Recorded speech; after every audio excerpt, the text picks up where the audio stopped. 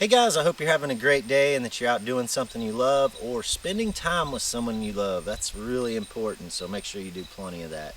But for today's daily bugs, I wanted to talk about a place in Virginia that I visited right after my trip with my dad and Bob Milburn. Now, I talked about this trip in my Spanish Cob video a few days ago. And after they left, I stayed in town for a few days and was looking for a place to hunt. And my dad had always told me about a button field.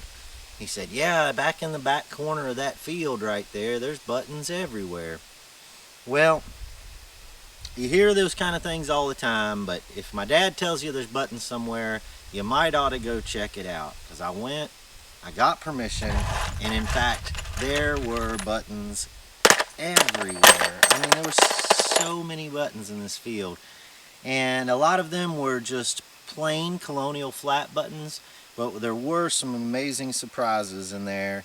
So I wanted to tell you about why Father knows best in this episode. So let's have a quick look at some of these buttons in through here.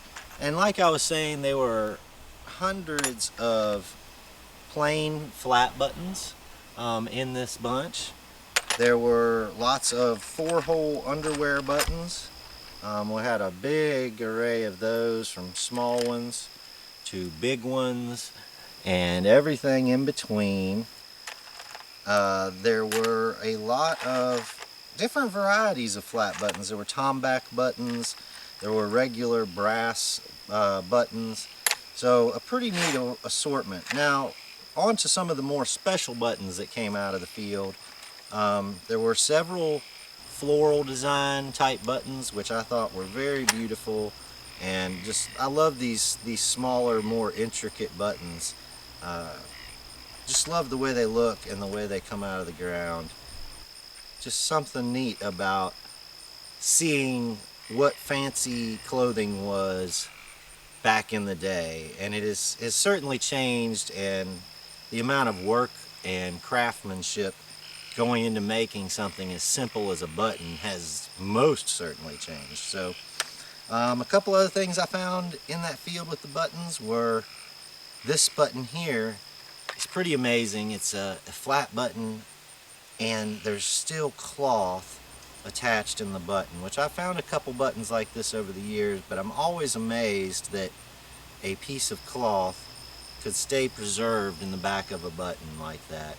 And I've heard that there's some theories about how the metal actually protects the cloth because of the oxidation process going on. I don't know if that's true or not, but I also found a beautiful, beautiful, and I think this is probably one of the best staff officer buttons I've ever found.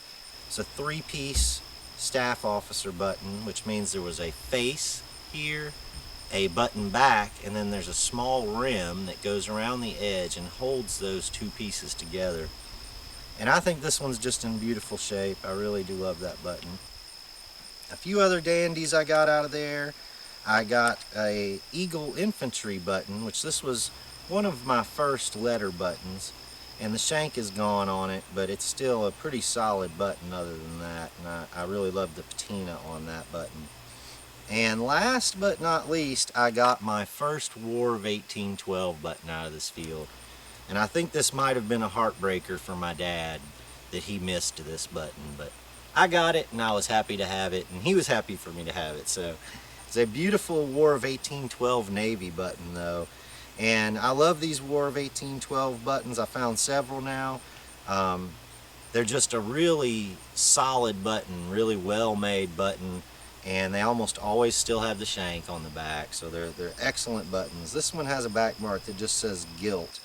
I've found some others with some different back marks, but really love that button. So anyway, the moral of the story is Father knows best, and especially if it comes to relics. If you're lucky enough to have a father who's into relic hunting and he tells you to go to a spot, you might ought to go check it out.